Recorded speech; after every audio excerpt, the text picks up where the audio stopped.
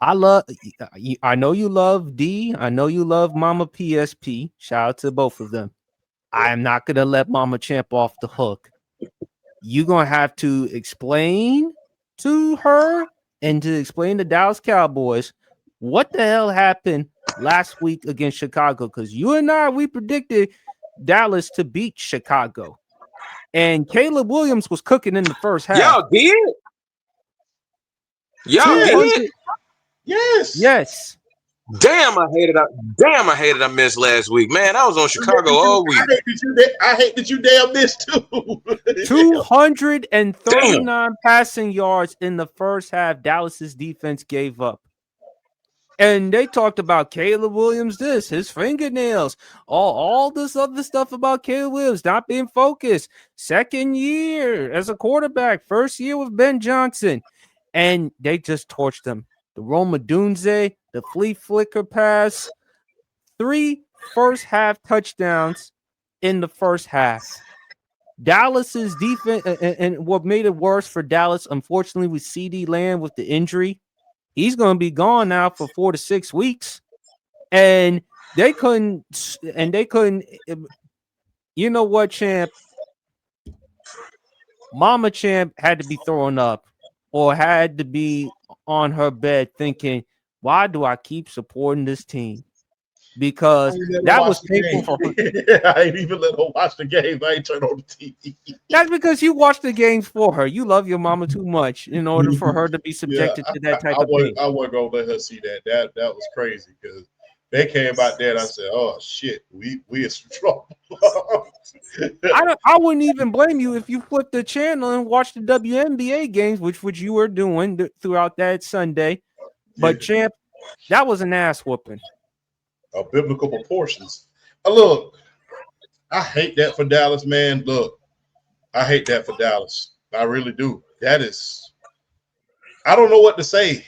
And you got to wonder, look, and this is what I said on, on my TikTok, man. You have to wonder if Jerry Jones saw what was coming and just said, you know what? I see a lot of bad crap coming in the near future. Let me start getting something for this high commodity that I have before it's too late. Because it looks like we may be rebuilding in the next couple of years. Because I thought that was going to be, even when they got off to that, when they jumped on them, I'm like, all right, we got ourselves a game on our hands. And then it just started getting worse and worse and worse and worse. It got worse, real bad. And that defense cannot stop. It cannot stop a nosebleed at this point. And it's getting, like I stated, you have to wonder if Jerry just said, look, I see something real bad coming this season. Let me go ahead and let me start making trades so I can rebuild this team in a hurry. So that way the Dallas fan base won't have to wait for too long. Because the way it's looking right about now, that defense, it is super bad. It is ugly. It is ugly. It's super, in the great words of Jay-Z, is super ugly. So I don't know what to say, and especially that throwing interceptions. I don't know what to say. And it goes from bad to worse with CD Lamb getting hurt. Luckily, you have another number one receiver in the form of George Pickens. Let's see what he can do now. You have another number one receiver, so let's see what he can do. But when he's dropping passes, he's looking like George Chitlins. Yeah.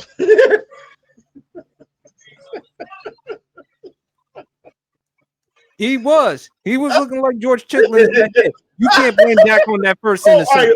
I'm sorry. I don't ever steal anybody's material, but I am damn sure using that every time he has a bad game. I'm going to shout you out for it, but I'm going to damn sure use that George Chitlins. But, oh, my God. But I mean, I could have used George Shittens, but I won't go that far. Well, that was ugly right there.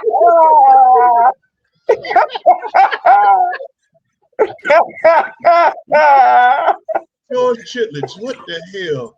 Damn. What is I that? couldn't keep a straight face no more. I couldn't hold it back no more. That was good. That was good. That was brilliant. We call it the New Jersey G Show, Oh Jesus. but Oh God, that was good. That was great. that was great. But yeah, look, you got George. I can't even say his damn name. You got George. You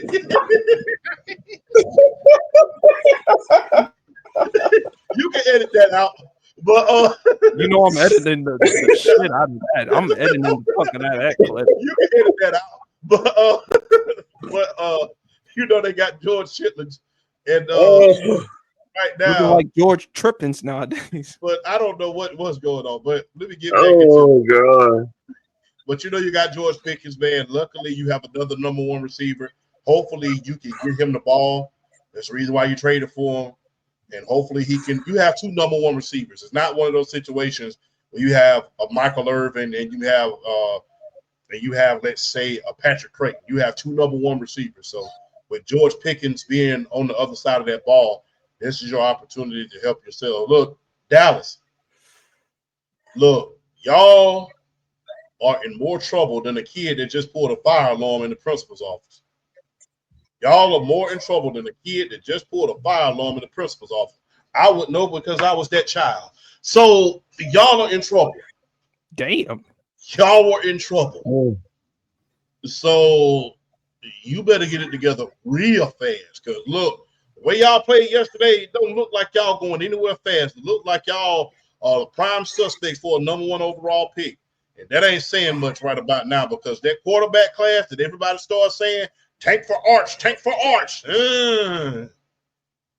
Yeah. Although I would say though, however, there are some other quarterbacks you could look at. Drew Allard, There's yeah. Drew Allard. Unfortunately for my guy John Mateer, who's unfortunately had surgery on his right hand, but they say he may come back, so only time will tell. Plus, also too, there's some other interesting quarterbacks, but Champ, man, quarterbacks should not be their concern right now. That defense. And Matt Eberflus is running that defense. And they're giving up the fifth most points in the NFL so far. Only the Miami Dolphins, Baltimore Ravens, Tennessee Titans, and New York Jets. I'm sorry, scoring defense in terms of points per game. Only the Miami Dolphins, Baltimore Ravens, Tennessee Titans, New York Jets, Chicago Bears have given up more points per game than the Dallas Cowboys. Dallas has given up 30.7 points per game on offense. What you saw is another example, Champ, because you saw what happened last week when they went up against the New York Giants. Remember how Russ was torching that game? And we will talk about Russ later on the show. Remember how Russ was cooking in that game? Let Russ cook over 400 yards. Champ, they got the Green Bay Packers, in which we will discuss in our week 4 picks. But if they're continuously giving up these types of performances, hell, they better off giving up government cheese. That's all I can say at this point. Dallas is in trouble, and I think that a lot of things is really, really going on that's really, really bad. And like I stated, you have to wonder if Jerry Jones said, "Look, the writing's on the wall at this point. The writing's on the wall, and if I don't do something drastic right now, then we're going to be in bad shape for a hell of a long time." Because even with Micah Parsons, they wasn't able to stop a nosebleed on that defense. Even with him, and he like I keep saying about him, he's the modern day Derek Thomas. So even with him on the team, they had one of the best pass rushers in the league and a horrible defense. So you have to wonder if he saw the writing on the wall and just said, let me go ahead and let me do something drastic before I sign him. And it's really too late. Because if he would have signed him, more than likely they would have probably been above the salary cap and wouldn't have been able to sign anybody else. And then they would have been in purgatory for years if they had done that. So you have to wonder if Jerry saw the writing on the wall, saw where this team was heading as far as what was going on, and then, hey, said, I need to make a drastic change. Because this right here, it wasn't. And then you have a gauntlet of a schedule that's coming up. You have a gauntlet of a schedule that's going up. Now, not only do you have the Green Bay Packers coming up soon, you have the Green Bay Packers this week, and I'm looking. You have the Green Bay Packers this week. Then in a couple of weeks, you have the Commanders, you have the Broncos, you have the Cardinals, then you have the Raiders, then you have the Eagles, the Chiefs, and then down the stretch, you really got it bad. And the Great Worst Buster, you got it bad. Down the stretch, they have Detroit, Minnesota, Los Angeles, the Commanders, then the Giants. And the Giants are better than we all think they is. Hey, remember what I told you about Cam Scatterby? But yeah, it's looking bad. It's looking bad. And hey, I have to take a shot for you, Dallas, because man, it ain't looking good. BRF? Man, I ain't gonna lie. I was really on Chicago, specifically after what the New York Giants did to the Cowboys in that Sunday game, throwing on them the way they did. I was like, man, if you letting Russell Wilson throw on you like that, and then, man, I just felt it. I don't know why. I just felt it. Like, man, let me tell you something. If I was giving out fantasy football advice, I would have been like, man, if your quarterback, I'm telling y'all this, hey, if you're a fantasy football player and your quarterback playing the Dallas Cowboy defense this year, play that quarterback and don't think twice. Because the Cowboy pass defense is trash. They are awful. And they can't create a pass rush. They can't cover the pass defense. They can't do anything. That defense is just bad. So I was not shocked at all. I wasn't shocked at all. Chicago ran over them like that. I probably would have, I was on Chicago to win that game just because it went kind of like how I was thinking, like the matchups and just how Chicago likes to play. And Ben Johnson hadn't had that one game because, like Ben Johnson in Detroit, offense would just go off and run the other defense, would just run the other team off the field. And then he gets stupid and call these crazy little these gadget plays and kind of like trying to rub it in. And let me tell you something. I have never in my life seen a football lateral that high back, that far up in the air. I've never seen a lateral that high up in the air on a flea flicker. That right there let me know what type of game it was. If you letting the Chicago Bears get away with a lateral that high in the air and throwing it on you and just chunking it to the end zone, Caleb Williams chunking it to Luther Burden in the end zone for a touchdown off a flea flicker off a lateral that high, that tell me right there how piss poor your pass defense is. Just grade A dog water. They can't stop nothing. They can't stop anything. And man, Caleb Williams needed a game like that for his confidence, and especially with that offense like Roma Dunce, Luther Burden, Coastal Loveland, Cole Kmet, DeAndre Swift was running on Dallas that game. I mean, that was a complete Chicago Bear. That was a complete Chicago Bears team we saw on Sunday. Now the consistency is definitely up in the air, but for 1 week it was good to see Chicago play like that, showing their kind of like their ceiling a little bit. That game against the Cowboys. I mean, just what can you say? What can you say about the Dallas Cowboys that ain't already been said? What can go wrong will go wrong. That's the Dallas Cowboys. It's like it don't matter what's going on with them. They could be on a 4-game winning streak. You looking for them to get their ass whooped in some way, shape, or form eventually against opponent, an opponent either on their level or just kind of like slightly below it, but you just. I don't know. That game was, I ain't gonna lie, that game was like one of the least shocking games for me on Sunday. Because I had a feeling about what Caleb Williams was gonna do to that defense, and he shredded them. So I wasn't shocked at all. I mean, just shout out like the creativity in the Chicago offense. You love to see it. Like the fleet and just Roma Dunce is just blossoming into a star like before our eyes. Luther Burden finally had his coming out party as a rookie. that touchdown on that flea flicker, and and like, man, just I don't know. Like I said, I just don't know what you can say about the Dallas Cowboys pass defense that ain't already been said. They're awful, and they're gonna have a hard time trying to hang with teams with that kind of defense. They're gonna have a hard time trying to hang with them, and it's like you're expecting the Cowboys offense to go out and like, you know, it's a shame you're expecting your team to go out and put 30 in, but yet your defense giving up like 35. Like you can't win like that in the league. You gotta have some form of balance, and Dallas does not have that on the defensive side of the ball. They have a decent offense, but that defense is Basuda with a capital B, just that trash. Just awful. They just awful. They awful. They're awful. Like people like the defense wasn't good with Michael Parsons on it, and he can only do so much of his part. And now you take him away. Now you absolutely have no pass rush. How are you going to combat these offense you about to face in the coming weeks? Like I said it once and I'll say it again. If you play fantasy football, whether it's the teams like Yahoo and stuff like that, or if you play like FanDuel, DraftKings, and you playing like these little tournaments, these daily tournaments on Sundays, whatnot, trying to win you some money.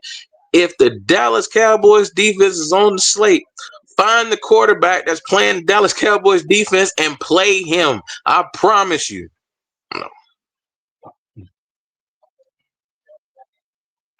Tragic. Tragic. Look, there's a lot of things that need to be addressed on Dallas, man. Number one, look, offense ain't the problem. I think that they've done what they're supposed to on offense. Is when you can't stop anybody, you're stuck. When you can't stop anybody, you're stuck. We've seen way too many times throughout the history of the NFL where teams are good on offense and the offense just have to do too much. Hell, we see that now when Joe Burrow's healthy. Damn, they got to put up down there 50 points in order for them to win. So, and if you really look at this team in Dallas, they're in the same boat, except their quarterback is not as talented. And it's sad, man. Look, say all we want to, man, but the NFL is always great when the flagship franchises win. That being Dallas, Pittsburgh, and the Washington Commanders. Those are the flagship franchises. When Dallas wins it, it's on steroids. But when Dallas is losing, it's a lot of conversations, man. And those conversations start and end with Jerry. They started in with Jerry, and people are going to knock him for that. But like I stated, you have to wonder if he didn't see the writing on the wall at the beginning of the season and say, hey, man, my team's not going to be getting anywhere fast right about now. And judging on right here, right now, he just said, you know what? Let me make a trade and make a big old splash before it's too late, before we end up in a situation where we can't get nothing. Try to see if we can get BRF on the show, but Chant, feel free anytime you want to use the George Chitlins joke. George Chitlins, I like that, man. I hope you clip that. That was no amazing. Question. I am. I mean, there's George. That was amazing. I was going to use George Chitlins, but George Chitlins, that was pretty cool. Yeah, George Chitlins is pretty good, man. We don't want Mama PSP to see the curse, and we can edit that out. We can edit that out. Please, Mama PSP cusses a lot worse. I mean, she from the Bronx. I mean, she and Cardi, really? No, she from the Bronx. She and Cardi B. I mean, that's the only thing. She loves herself from Cardi B, so she loves cussing from time to time. So, I mean, where do you think Cardi B gets it from? I mean, when you come from the Bronx, you known to cuss. So, hey. But and I thought I was bad from coming from Cologne. Oh no! I told you, New York, man. People crazy. It's almost ball game.